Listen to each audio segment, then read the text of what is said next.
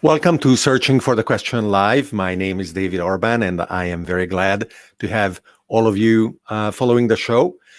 We are streaming on Facebook, on YouTube, on Twitter, on Twitch, and in any of the platforms, you are more than welcome to send your questions, your comments. I will be able to see them, collect them, filter them, and answer them together with my guest. You are also, of course, very kindly invited to subscribe to the YouTube channel so that you can be also alerted about our future episodes, as well as you can actually vote on future guests. You can also join our Discord community to continue the conversations. And if you find this series valuable, you can become a supporter on Patreon at patreon.com/David Orban. Today's guest is Kevin Kelly. I am very excited to have him. Kevin is the founding executive director of Wired magazine, a real guiding light for now decades about digital culture and what technology erupting and disrupting means for all our lives.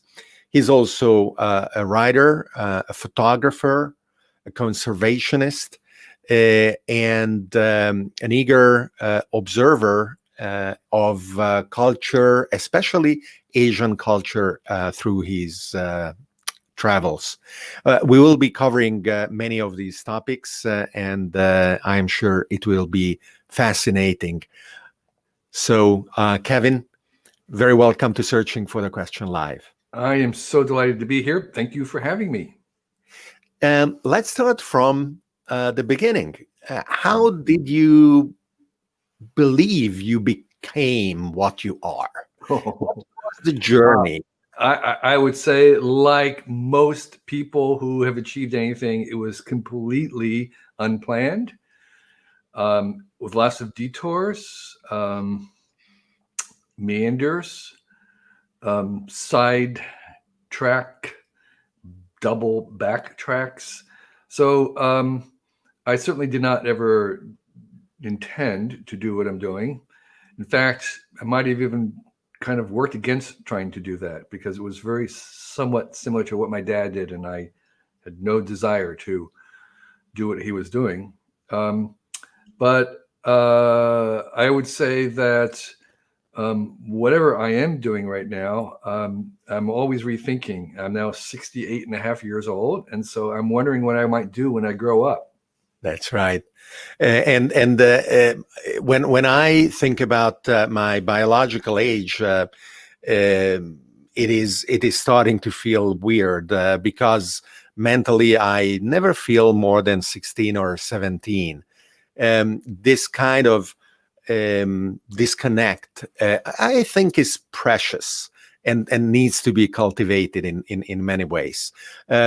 Do you feel that you have the kind of neotenic qualities, curiosity, disrespect for authority, risk-taking? These are childlike features that remain in a lot of people. I do. I risk is a kind of maybe a nuanced one because I have always been a very cautious person in general. I don't like to go fast in terms of speed. I shy away from obviously dangerous occupations or even sports. But at the same time, I have made choices where they were kind of a gamble in the sense that it was high uncertainty. So I'm kind of comfortable with high uncertainty with certain conditions. One is that no physical harm can come to me, but in the current terms of lifestyle career, I have always been at ease with high uncertainty because I did something when I was young that I thought was very important, which was I lived with very, very, very little. And I did that in order to rehearse what living with very little would look like so that I would not be afraid of it.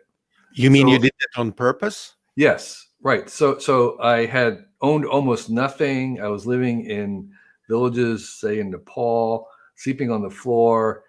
So I had the most minimal sustenance, dalba, rice and lentils, a floor to sleep on, owning nothing. And later on, I went on to build my own house, not in Nepal, but in New York State. And I did that in order to see how little I could live on, knowing that then if I ever took a risk, I wouldn't be afraid of it failing because I would know that I could be happy, so to speak, content, maybe not happy, but I could be content with very, very little. So that did not sway me.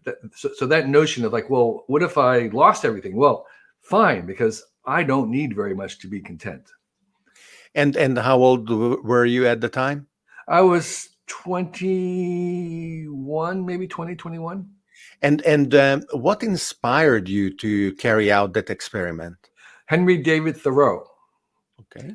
Henry David Thoreau was an American transcendentalist who wrote a book called Walden, which was about his years living on the side of Walden Pond in Massachusetts, where he built his own house. And he kind of preached this idea of self-reliance. And he was my hero in high school. I really thought that what he was doing was really cool. And so he's very influential with me.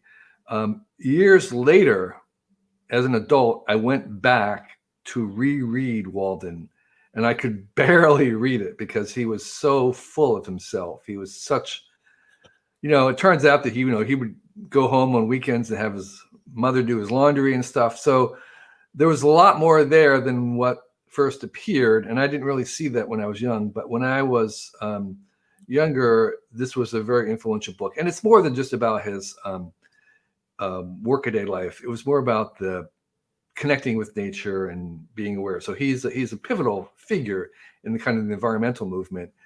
And this book is still worth reading, even if you don't plan to live a simple life, just for his transcendent view. But that was where they got the idea from. And at the time, you had a value system that today would be already, or today would be looked at as a conservationist, and whether you called it that way or not. I think I had a view that might be called today a hippie. Okay. So this was at the end of the 60s, through the 60s. And like a lot of young people, I was very influenced by the hippies and this idea of kind of hippies' ideas of maybe kind of rebooting or restarting or kind of do your own thing. Maybe that's the term. So I was very influenced by the Whole Earth Catalog, Stuart Brand's Whole Earth Catalog, which came out at the end of the 60s. And that, along with Walden, was a kind of a do-it-yourself ethos. Like, okay, you are going to invent your life. You can invent your life. We are giving you permission to invent your life. And that's the assignment that I took from the catalogs and hippies was, okay, I'm not going to work for the man. I don't want to work for a big company. I'm going to do everything I can not to work for a corporation. I'm going to set out on my own and find my own path. And that was Thoreau, and that was a little bit of the hippies, and that was the Whole Earth Catalog. And there is a wonderful thread that connects that kind of individual can-do attitude all through the personal computer revolution. And I may remember the name of the book that actually puts it in this frame. I mean, the one by Ted Nelson. Ted Nelson's Machines. Those are wonderful and totally relevant Uh, to this. But I am thinking of another one. It will come to us. But the question is that kind of hippie ethos and hippie philosophy that aimed to be quite revolutionary in terms of social impact. Is that something that delivered on its aims, or it didn't? And if it did not, as I think it didn't, why? I think it did deliver it. Out of the kind of hippie milieu in Silicon Valley, we had this idea of the personal computer. We call it the PC, personal computer. That's a very American individualistic idea of computation, was that you're going to have your own personal computer. And then, Nicholas Negroponte talked about the Daily Me, when a news service that's going to curate specifically news for you, the Daily Me. So we have we had a very, very individualistic reign through Silicon Valley. And I think as the aim of the hippies, that worked. But I think what didn't work was that that's not sufficient. That's what I would say inadequate. It doesn't take into account the social nature of what computation should be, the social nature of what a society should be. So it certainly served up, I think, the original dream. Even though there were communes, it was still a very, very individually oriented philosophy or worldview. Do your own thing. So yes, we were able to do our own thing, and with the personal computer, we could do our own thing. But I think we're kind of now realizing the limits to do your own thing. And what we want to move to is more of a collective view of the world. And that's a word with some luggage on it, some baggage, the collective social aspect of it. But I think what we're moving to in general is a more social view of the work that we need to do. And when did you meet, and I believe fell in love with technology? So the hippies were somewhat allergic to technology. There was we eventually kind of developed a term, appropriate technology, which was saying that there some technologies were appropriate and others weren't. The appropriate ones were kind of simple hand tools and simple things that maybe you could repair yourself. The inappropriate ones was very large, industrial scale, large system scale things. And I kind of, and this is a little bit of David Thoreau coming back to Walden, I kind of sided with this idea of trying to keep technology at an arm's length and kind of be a little bit Amish in adopting only hand tools or things that were simple, like a bicycle. So have a bicycle, but not a car. Use hand tools, keep things to a minimum. And that was my bias. I began to change my mind about technology as a whole when I decided to then I needed some kind of a career or job or livelihood, and when I was in my 30s, and I decided to try to do a business selling budget travel books by mail, and I needed a computer to do the typesetting. And the computer itself, as I often will remark, did not really change very much. The standalone PC accelerated things like you could type faster with a word processor. The spreadsheet was a complete marvel that really changed the world from the very, very beginning. But it wasn't really enough to revolutionize our society. The entire era of the digital realm came when we married the computer to the telephone, when we turned it into a communication device. That's where the real work began, the real grand revolution. And so when I plugged my little Apple IIe into with a modem and then discovered that there was another world emerging inside the modem,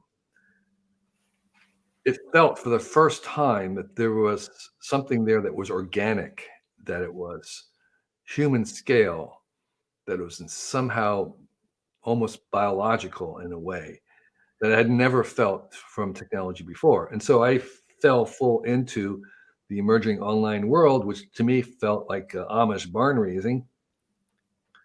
And with that, as I became more comfortable with that, I began to to look at technology with different eye from a different perspective. And then going to the Artificial Life Conference at Los Alamos, where they were talking about it, I began to see that, technology is becoming almost as complicated as biology. In fact, there's hardly any difference between complex biological systems and complex mechanical systems. There really are two faces of the same thing. That was my first book. And so I began to reevaluate and embrace technology, seeing it more as the seventh kingdom of life, as another kingdom of life based on silicon that was maybe more powerful, more human scale, more on the net good than I had imagined before. And this evolving view of technology that began at the beginning of the 80s, when personal computers not only were these disconnected pieces for hobbyists, but they started to interconnect and open new worlds, is, I would believe, still continuing. How did your view of technology evolve over the course of the next decades? Well, have there been later further epiphanies? Yes. As I sort of began to spend more time looking at technology and then trying to think about where it was going, I eventually felt that there was the technology was really peculiar because there was no theory of technology. We have a theory of biology, it's called evolution, that kind of ties all the wonders of the natural world together. Because before Darwin, there was this sort of one organism after another. There was this endless parade of organisms. There was no understanding of how they were connected together. Well, technology, we have almost the same thing. There's just one invention after another. There was no unifying idea of how all these are connected, what was driving, what's the commonality. So I began to want to write about, to help me understand, what was the theory of technology. And I got a contract to do a book. That's what books are for me. Books are ways to get paid to think about things, to research things that I want to know about. And I thought that I was just going to interview all the people who had theories about technology and that would be it. But it turned out there weren't any. There weren't really any plausible, coherent. And I began to kind of try to work on a proto-theory of technology.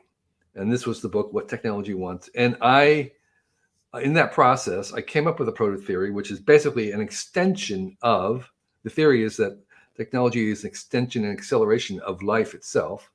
And that the things that govern the directions that evolution have are the same directions that technology has. So that basically what technology wants is what evolution wants.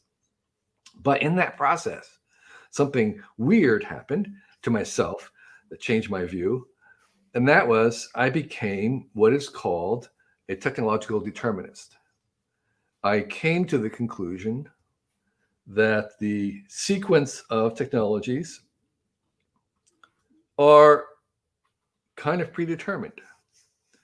That once you discover electrons in a wire and switches and stuff and transistors, you will have the internet. The internet was sort of inevitable, given enough time. Once you just have radio waves, we just give them, radios will be inevitable. And so that idea that simultaneous, independent rediscovery of things happening at the same time, is the norm for technology, that there are no hero inventors, that every idea, every new invention is a network, a whole ecosystem of other related ideas, that that changed how I thought about technology, that we don't really have a choice in some senses of what comes, but we have tremendous choice in the character of what is coming. So as you grow up, you don't have a choice about whether you're a teenager or not. That's a developmental progression. But you have a lot of choice about what kind of teenager you're going to be. And so when the internet came, it was going to come. That was inevitable. But we have a tremendous amount of choice in the character of the internet, whether it was centralized or decentralized, whether it was commercial or nonprofit, whether it was national or international. Those are the characters, and they make a huge difference to us. And I would say the same thing about anything else coming along. AI is inevitable. We can't stop it. It's going to come as long as we are making things. We're going to make more and more AI. But we have a tremendous amount of choice in the character of it.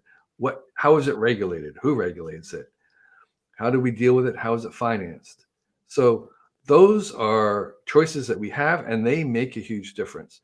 But AI is going to come. The line of thought just leads me to 1,000 questions, and I don't know whether I have. This is Thor, right? That's the name of the show.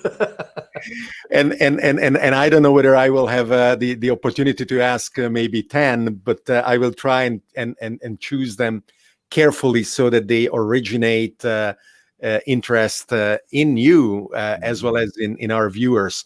Emiliano is sending good vibes, and Timur is liking it. One of our rituals here is to connect in a little bit of digital/physical context where I am, because I am in Bergamo, which is in the north of Italy, near Milan. Here you can see the Alps, very good skiing. And if we zoom out a little bit, there will be Lake Como of Star Wars fame, if nothing else. And then wonderful seaside places. And you are in Pacifica, Right, which is right on the other side of this incredible planet. Yeah. Do you like to go down to the ocean and Oh, yeah. look at the waves? Yeah, almost every day. Take a walk there along the cliffs. So, I mean, this is curious because in our backyard, we have a national park where all that green is. And yet within 17 minutes, I can be parked downtown San Francisco at the Wired offices. And we have mountain lion in our backyard. Wow. We have bobcats and coyote in our backyard. And yet we're within sight of downtown San Francisco. Yeah, which is remarkable. Right here. So how was Wired born? How did it come about? Yeah. So Wired was the brainchild of its true parents, Louis Rossetto and Jane Metcalf, who were scheming in Amsterdam because they were running a magazine for someone else.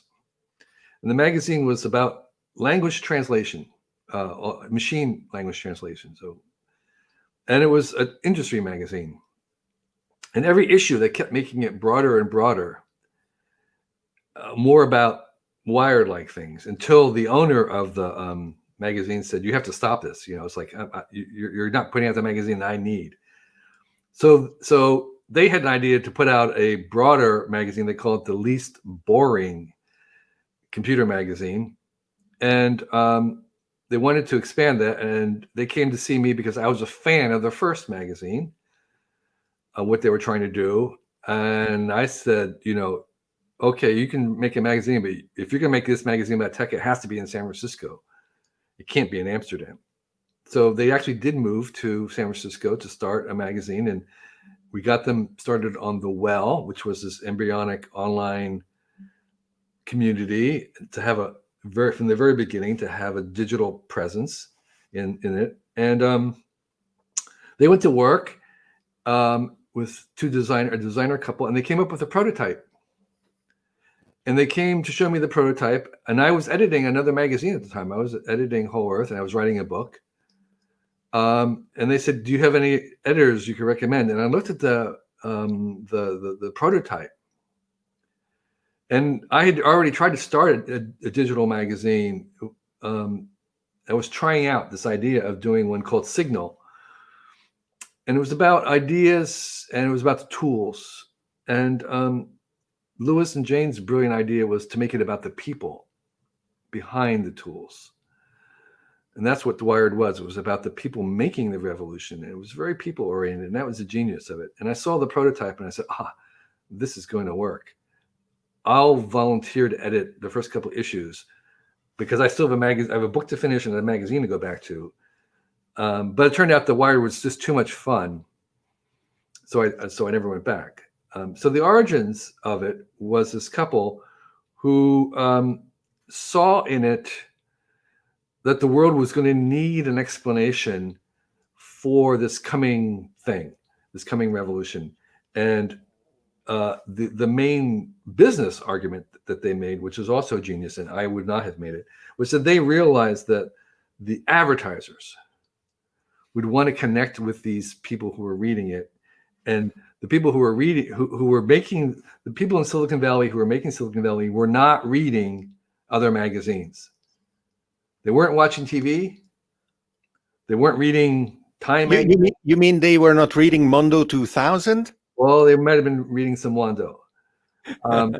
So the pitch was, we could reach the nerds. We could reach Silicon Valley. We being Wired. We could reach Silicon Valley and get their attention. And that was the proposition for the financing, to make it glossy in color. And that was all Lewis and Jane's doing. And so the idea was Wired was going to explain, and here's what sold me on this.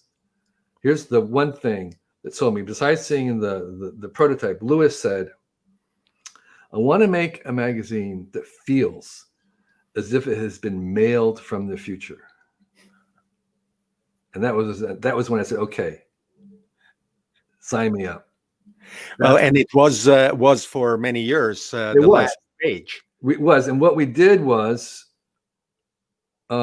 we didn't talk down to the audience. Instead of having to explain everything, like the kind of standard advice for USA Today or some other, like Time magazine, is that 11th grader has to understand it, or 7th grader, or whatever it is, or your grandma. We didn't. We talked up to people. We tried to lift them up, and we used language that we were using and wanted them to come along. And so we were the audience. And I told this to the writers again and again. You're not writing from your grandmother. You're not writing for your friend. You're writing for me. And I have seen a lot, and I am totally bored. Amaze me. Okay. Tell me something amazing. And so that's how Wired was born, because we were talking to ourselves and the people around us, trying to say, here's what's coming. And it was a hard sell, because people really did not believe in the internet in the beginning. They did not believe that it was going to be this central thing. They believed that it was teenage boys in the basement. It was going to be marginal. It was going to be like CB radio. They really did not see how important, and we saw it. And we were trying to say, no, you don't understand. This is big. People will be buying things on the internet. Believe me. And well, that was true in the 90s, but it is amazing how in places that are less, at least paying attention to technology because of the stock market, for example, right? No, I In don't. the US, even if you are not in love with technology, you will follow it because you can make money. But Oh in yeah, many okay, places, sure, yeah. that kind of alarm bell is not as audible. And whether you are an individual or in a business, up to 2020, there were people who were crossing their fingers and waiting for the fad to start fading away, for the computers not to matter anymore. And this is demonstrated by how many emails still have the footer, "Think about the environment, do not print this message." So my hypothesis is Uh-huh. that if we can find the Google engineers, they will notice a diminishing of this footer this year, because people close in their homes. If they want to print the dawn messages, they are using their own paper and their own ink, and they will realize maybe they don't need to print it anymore. And the businesses start to realize that they can eliminate that stupid footer. And if the people are honest enough, they will go one step further and say, "I am so glad that the internet exists, that video conferencing exists, because I realize that I can do my job, I can talk to people, I can be connected, even while living this entire year in my spaceship in my room," right?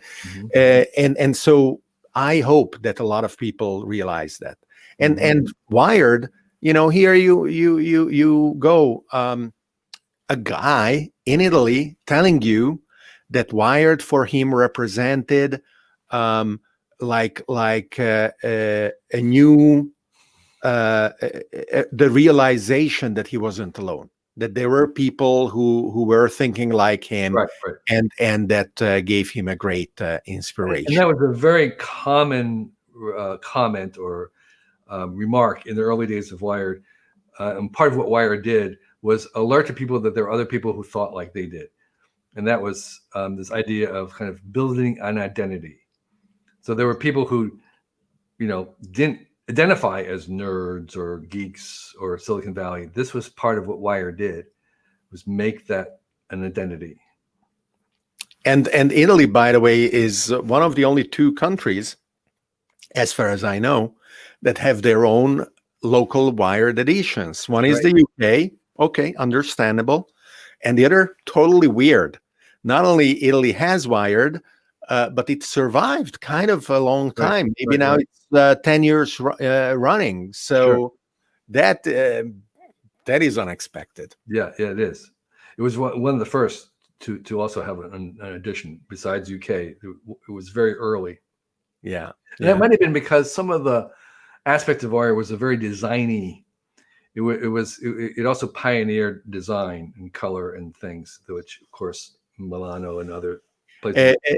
There is another local magazine called Digitalic, that is very much design oriented as well, technology, but the way that it, for example, every cover has a different kind of paper. And then in the magazine, they talk about the paper as well and why they chose it. So I remember 10 years ago, maybe or so, calling up the publisher and saying, "Hey, but are you kind of copying Wired?" And they said, "Oh, I'm so proud that you are saying that," because we are absolutely in love with Wired, and the fact that you as a reader recognize it makes me happy," he said. So there you go. You had publishing, Right. fans as well. Are So they still going? Is Digitalic still going? I hope so. And if either one of our viewers or the publisher himself is following, they are welcome to chime in and confirm I would guess they are. The website is alive Okay. for sure. Well, they And may only be on the web now, which is sort of there you go. So which is the destiny of even Wired, I think, in a few years, is to not be on paper anymore, to be wholly online. So that is the destiny for most magazines. you and I and many others love paper books, but it is so much Sure. a richer medium Right. to be able to cross-reference, to Right. be able to have so many. There's my two-story library. Wow, look I at have that. books everywhere. Oops, you can't really see, but there's books there too. So yes, I'm surrounded by 2 stories of books, and Beautiful. yeah.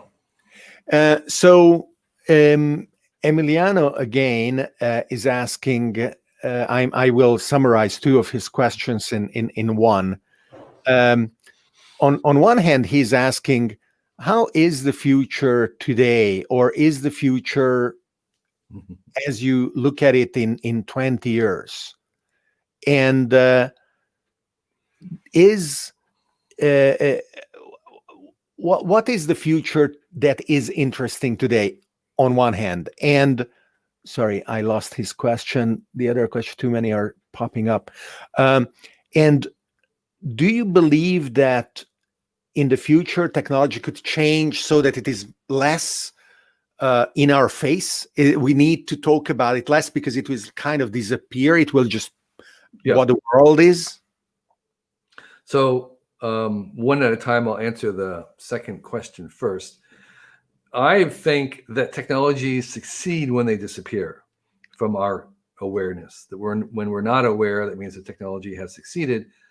And if you were to, wherever you are right now, if you look around, I would say 90% of the technology that surrounds you right at this moment is old, and you're not even paying attention to it. It's concrete, it's plumbing, it's wiring in the walls. There are little motors everywhere, and that's because it has been successful.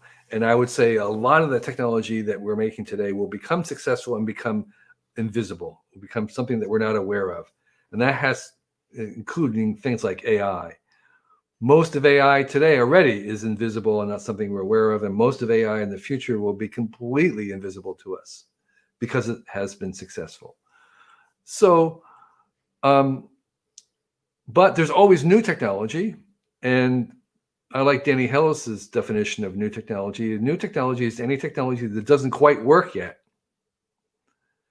So technology is that which doesn't work. It's always the new stuff. And while there is a constant mass of technology that become invisible, there will be another whole layer of always new things that don't quite work. So we have to pay attention to them.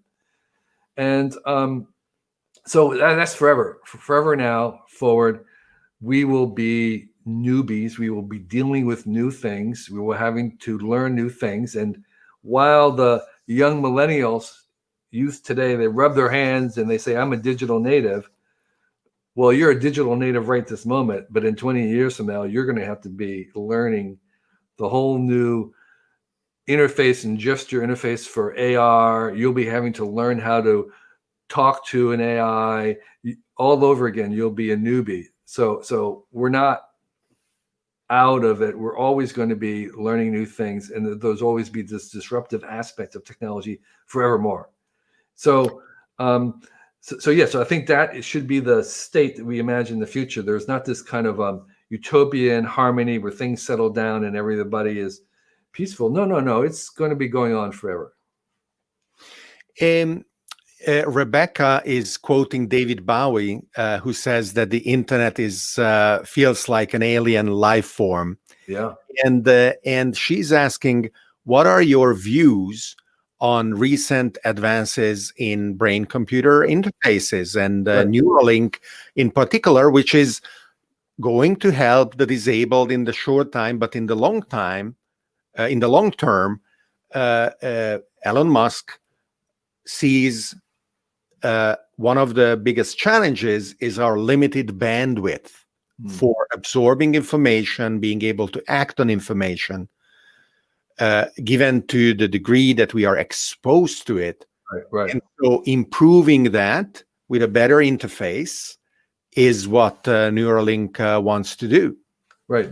So Neuralink, for those who may not be confused by it, is a way of interfacing with a computer directly from your brain in a non-invasive way. So the current experiments is you wear a cap, and the cap is basically reading your brain, and that you're then training your brain to send signals and interface with the computer. Maybe you can control the computer, maybe you can drive a car, or you can do all kinds of things. And so that's sort of the current immediate dream. And there's 3 or 4 companies who are working on this, and I would have to say, they're further along than I thought they would be. I thought this was at least 50 to 100 years away, but it's probably 25 years away. And there are lab demonstrations right now. Elon Musk's Neuralink. There's a couple others. Mary Jo Epson is working with one called, I think, Ocean or Ripples. I can't remember. There's another new one that Brian Johnson has.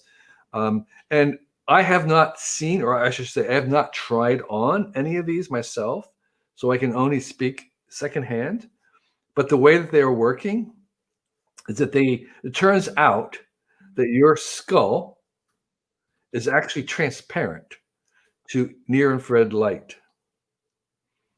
So they can send light from a diode, a laser, into you through your skull into your brain.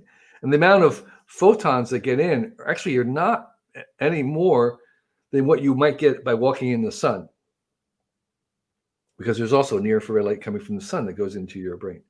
So it's not really harmful. But what they can do is, because it's like a signal that they can measure, they can send the light down and have it bounce back up from neurons. And they can actually, it's a way of doing like an MRI of your brain in real time, very lightweight and fast and cheap. So right now it's read only. It's only detecting what you're thinking or what you are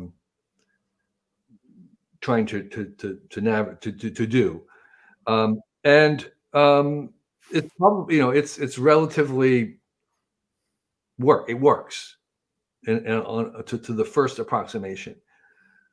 The technology will evolve pretty quickly as the resolution becomes finer, as the 3D the abilities of the brain that they can inspect increases, and as we learned how to interface with it. So so this as a commercial, I mean, I think therapeutic, there will be kind of early uses, but in terms of like making it into your home, or I think it's decades away before that is before it's evolved. And then there's the issue of how you can make it not just read, but also to write to it. And there's some evidence that you could actually use the same kind of light to disturb the neurons, to fire them, so that you can have a two-way interaction with them. So that's the dream. And I guess for me, the takeaway is I thought it was going to be a lot further away, and I feel that it's closer, but it's still not really decades away. So at Singularity University and in other places, exponentials is what you eat for breakfast. And taking them for granted, including the generation after generation replacement, that each S-curve disappears in the additional ones. That is why we have been able to deliver the self-fulfilling prophecy of Moore's law for 50 plus years, because we are not stuck on a single technology as we design these exponentials. You have the luxury of actually thinking what happens if you take the exponentials for granted. So I published the Network Society Manifesto many years ago that talks about decentralization as a natural consequence. And more recently, I wrote about what I call jolting technologies, where the rate of acceleration is increasing. And I dared to tell Stanford University that they were wrong when in their report 2 years ago analyzing AI, they said, oh, we have two eras of AI. One that was under Moore's law, doubling every 2 years, and now a new era where it is doubling every 4 months.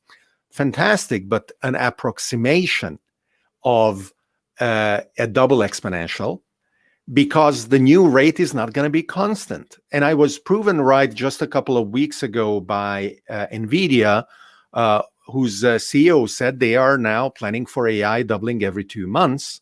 And just last week, the chief architect of Intel said that all their ecosystem is working together in order to increase AI power 1,000-fold in 4 years. And Ray actually felt the need of revising his symbolic 2045 the singularity is here calendar date. I don't know whether it is June 1st midday or whatever it is, to 2038. And just to remind everyone, that is not anything. The way that he defined it is that is when you can buy an intelligence equivalent to a human intelligence for $1,000, right? But that it does mean that much earlier than that, we will have for more money or for a lot of money, both human or superhuman intelligence. And you said that you see AI as inevitable. How do you see the coevolution of the human species together with AI over the course of the next 100 years or the next 1,000 years? Yeah. So you said a lot of things that I'd like to comment on. The one caution that I would suggest about the exponential growth is that you can assume exponential growth, but that's often not sufficient. I was really blown away by virtual reality in the mid-1980s. I really thought it was just around the corner when Jerry Lanier, I had the experience of going in there. And it's been 25 years of exponential growth, and we basically still don't have it. So why not? We've had a 1,000,000-fold increase in it. Why don't we have it? Well, so what we've had is that we basically have the same quality of the experience that was available in 1980, which cost several $1 million to do. And now you can do it for $100. So you often need more than just exponential increase to have things. And that's why even like Neuralinks, you could have it, could even be accelerated, you could have double exponential, but that is not sufficient, because basically what I would say is a lot of these problems are multi-dimensional. They're not a single dimension. And this is my criticism of this idea of the singularity in intelligence. Intelligence is not a single dimension. I have to repeat this again and again. It is multi-dimensional. There are many, many varieties of cognition, and putting it and saying, well, there's one dimension and we're just kind of exponentially increasing that one dimension is a myth. And so what I really prefer to talk about is AIs, plural, because there's going to be many varieties of them. They're going to be doing many things, and there's no such thing as general intelligence. Oh my gosh, just like there's no general organism, right? There's every single one of these is specialized, and human intelligence, my gosh, is the most peculiar, weirdest kind of intelligence. When we map out human intelligence with all the universe, all the intelligences in the universe, we'll be out at the edge, in the corner somewhere, just like we are on the edge of a galaxy. We're not at the center of anything.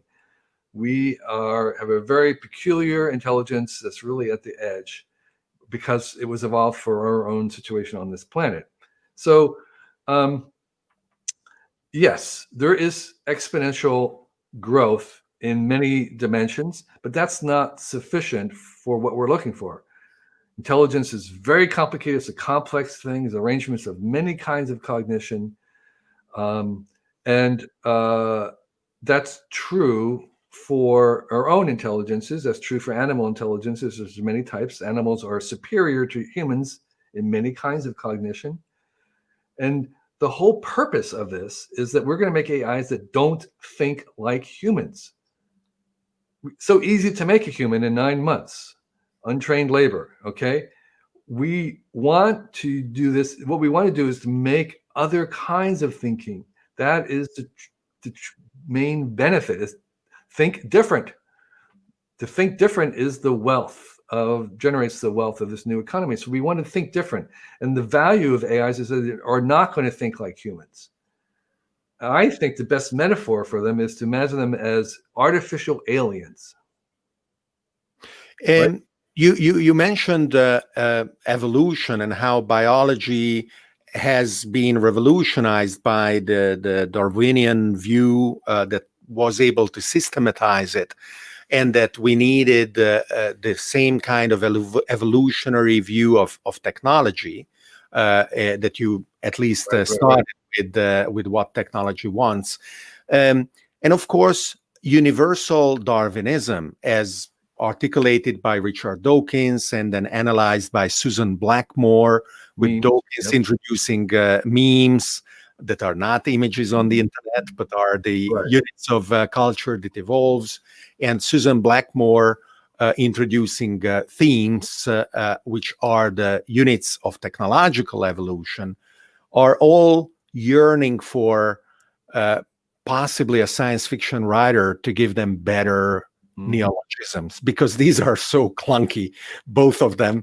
And I don't know whether it will be David Brin or Werner Vinci or whoever else that comes up with something that we can actually take and run with. Do you think that the rules of evolution are evolving? And if they do, is the kind of evolution that technology is being propelled by a different kind of evolution than not for biology? So you're right on, because evolution itself has been evolving, and this was Dawkins' early insight that the evolvability of a system was one of the key factors, because you wanted to have a system that was more evolvable. And so evolution itself has gone through, and it continues to evolve, because it invented things like sexual recombination. That was a kind of social group kin selection. These were all inventions in the evolution of evolution. And the most recent invention in the evolution of evolution is the technium, is technology, which we can accelerate the creation of things that evolution in the natural world could not get to, right? So basically, what we can imagine is, like, if what evolution wants is to fill the universe with all possible ways of being and becoming, what we're doing on Earth and other planets with technology is we're accelerating the ability to invent new ways of doing things and new processes to get them done. So evolution, so we are part of the technium and part of this process of accelerating evolution by making another way of evolving. Okay. And so, and part of that process is the scientific method. And I think I was the first person to write a history of the scientific method, because the scientific method itself has been evolving over time. Right? And certainly the communication tools that we have and the processes, open source, opening lab notes, making lab work, for example, robots, disrupting the post-grad workforce is a wonderful news, because even universities that can afford or couldn't before afford to pay a lot of postgrads or PhDs can start replicating, adapting experiments to the local needs and find different solutions. Right. There's a great example of the scientific method evolving, which is really how our evolution is evolving, is the publication of negative results. Yeah. So normally, until now, you try an experiment. If it didn't work, you didn't mention it. But now what we realize is that those negative results are very, very valuable. And so if you publish negative results, you can accelerate what we know and how we know it. So that's just one tiny example of how the scientific method is going forward. Algorithmic proofs, computer simulations, simulating things and using them. These are all ingredients in the evolution of the scientific method, which is really the acceleration and continuation of evolution itself. And similarly to how there are certain organisms that may glimpse other worlds, like fish being able to see beyond the water to the point where certain fish hunt flies with their spitting water goblets. We are glimpsing a different world. With AIs, for example, getting immediate access to their source code, and analyzing it and saying, "Hey, I need to get better or correct something," or different kinds of AIs having a mind meld because they realize that they need to very deeply join forces in order to address a challenge that they are seeing. Right. Are we going to be able to go beyond that mere glimpsing of it? Predictions are very difficult, especially of the future. And I think there is a sense of singularity being true in the sense that we are going to have difficulties seeing very far ahead. But we can get better at it. I think we can look at larger trends. Specifics are always unpredictable. And getting better about looking ahead is one of the things that we want to get better at. And so I have really enjoyed this conversation. I need to jump off ship. Okay. Well, we've been a rocket headed into the future at a very fast speed. It's been a pleasure to be with you on this journey. But I do need to I am very happy to have had you, and please come back. I will reach out whenever your next book is out, for example. Sure. And thank you. I will keep going answering questions because we have a lot of questions from our audience without putting words in your mouth, just my own thoughts for them. And Kevin, thank you very much for being here. It's a pleasure. Thank you. Bye-bye. Bye. So that was an unexpected departure, but of course we are very happy to have had Kevin here. There are some questions that I wanted to address, and I don't know how much you will accept my own elaboration of an answer, but there you go. So Cosimo is asking about tools and the evolution of the nature of tools. Now, there are some issues about evolution that I a little bit disagree with Kevin. When he was talking about the technological determinism, I wanted to pull up another book by Stuart Kaufman that talks about how there is no b-univocal function that can connect the starting conditions and the end results, meaning that, yes, definitely the starting conditions generated the end result, but if you look at the end result, there is no way that you can deduct what were the starting conditions that ended up generating it. So in this sense, it is hard to look at anything and say, oh, I understand it. I can see why, for example, the scissor is connected with a given type of screw in the middle. Or I look at the scissor and I deduct certain things about the left or right-handedness or the fact that the creatures using the scissor have 5 fingers, or things like that. Now, tools are evolving for sure. Not only electronic and digital tools, but even mechanical tools. The way that we are using them, and I am not a very much user of tools like Kevin Kelly is, whose book "Cool Tools" is wonderful and highly recommended. He also has a website dedicated to it, so go and check it out. Definitely, the knowledge of tools in the mechanical world can be translated to think about how tools evolve in other ways as well. Another question that I was, another actually series of questions that I was holding, and maybe if and when Kevin comes back, we can discuss that, is about China, because Kevin has been traveling to Asia, documenting through wonderful photography, disappearing traditions in Tibet, Mongolia, and China.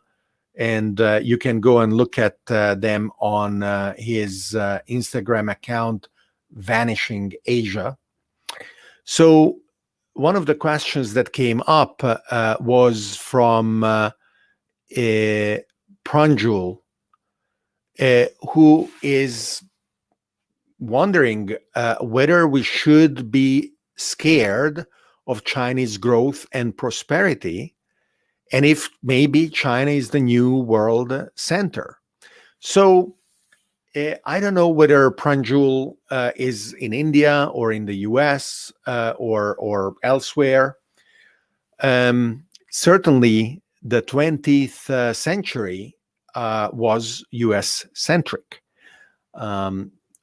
Definitely after World War II, but already before, a lot of the world economy, world culture, militarily, a lot was defined by what the US decided. And for some time, a large part of the world would follow the Soviet Union, willingly or nillingly. And after the collapse of the Soviet Union, a lot of people believed, okay, this is it. Now it is going to be forever the way that the Western democracies organize their society, and everyone in the world will adopt that.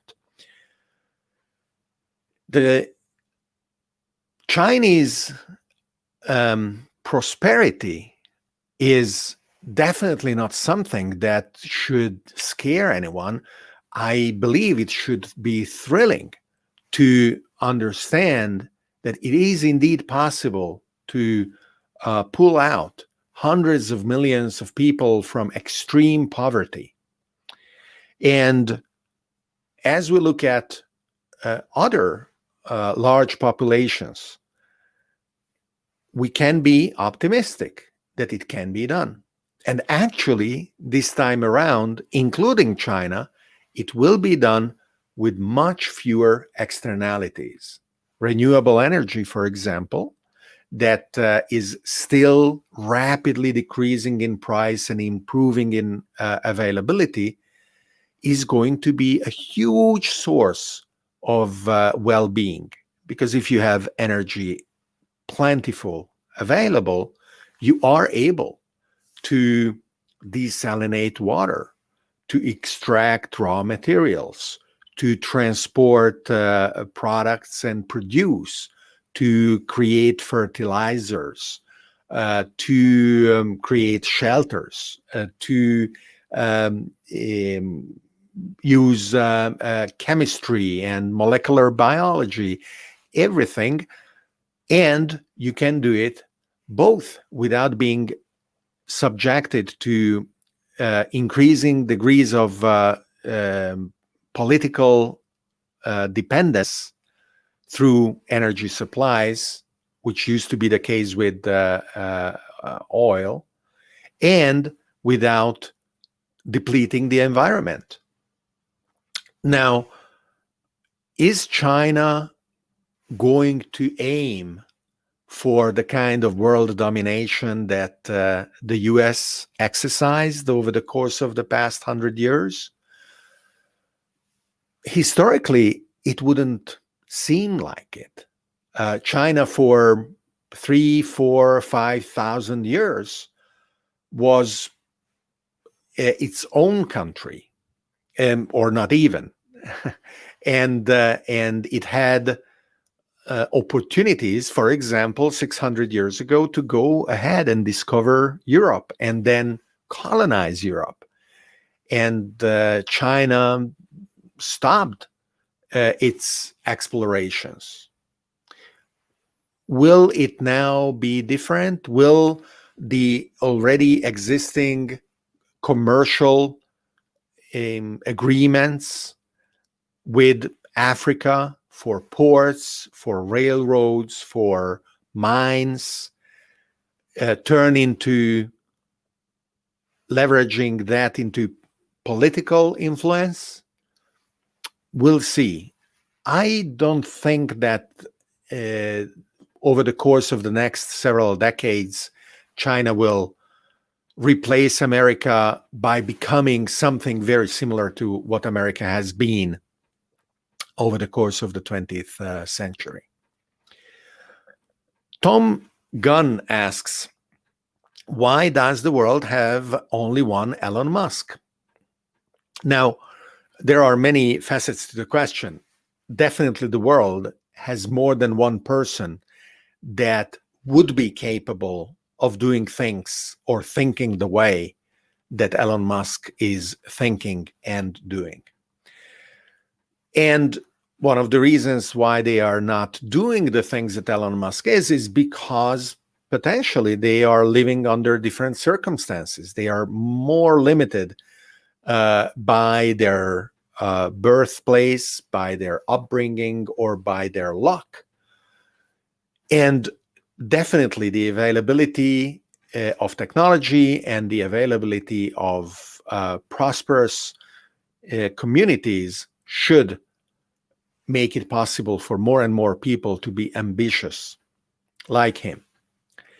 And then the question is, how many are able to deal with uncertainty and risk to the degree that Elon Musk is, and apply first principles thinking in order to disrupt existing models, both technological and business-wise, and to be able to think ahead 10, 20 years, and then backcasting to decide what needs to be done today in order for that 20-year plan to be realized. So definitely we need a school of Elon Musk type of thinking. And I'm sure there are many pockets of this kind of thinking that already exists.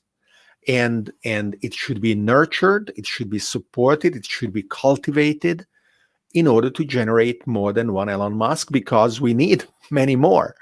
None of the solutions that we have are inevitable, even though Kevin Kelly would disagree with me. Maybe the outcomes are inevitable, but only if we are around to realize them. If humanity goes extinct, at least for the moment, AIs are not advanced enough to be able to do things without us. And to finish, Rebecca is asking if we are in charge of our own evolution. Oh, absolutely. Of course we are. Many of us, I am sure one of them, would have died if we left things to biology a long time ago.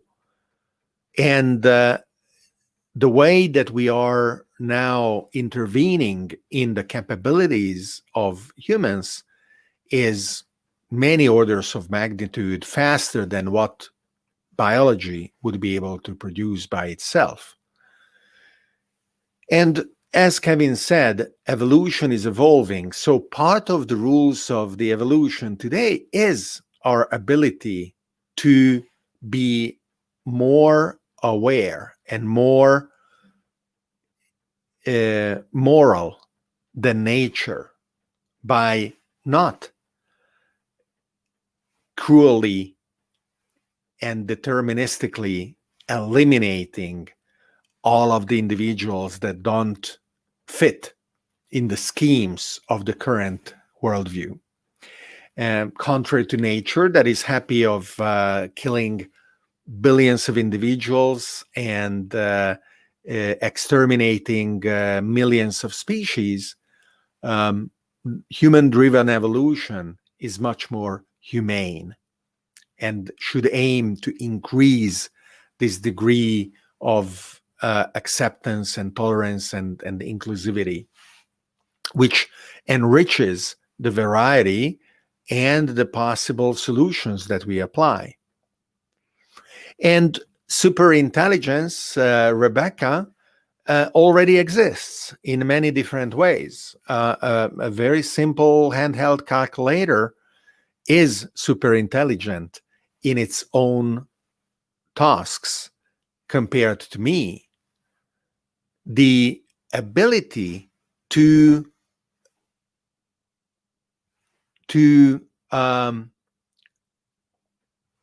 combine different kinds of intelligences, of course, is what also matters. And we are starting to do that more and more. Already, Google has algorithms that are able to learn how to play not just one game, but many different games. And now the next task is to be able to transfer a trained neural network's learning to a new task. So the ability for our AIs to learn how to learn is improving. That is why I call AI a jolting technology. The rate of innovation is increasing. And to go back to Elon Musk, he exactly said that. He said the goals of Tesla and SpaceX will not be reached with a constant rate of innovation. Those companies need to increase the rate of innovation. Only then they will be able to bring transportation to sustainable energy and to make humanity into a multi-planetary species. So thank you all for the wonderful questions, and thanks again for Kevin and Khalid for being with us. See you at the next episode of Searching for the Question Live. You are welcome to become a sponsor, a fan, a benefactor on the Patreon page on patreon.com /David Orban. And see you next time on Searching for the Question Live.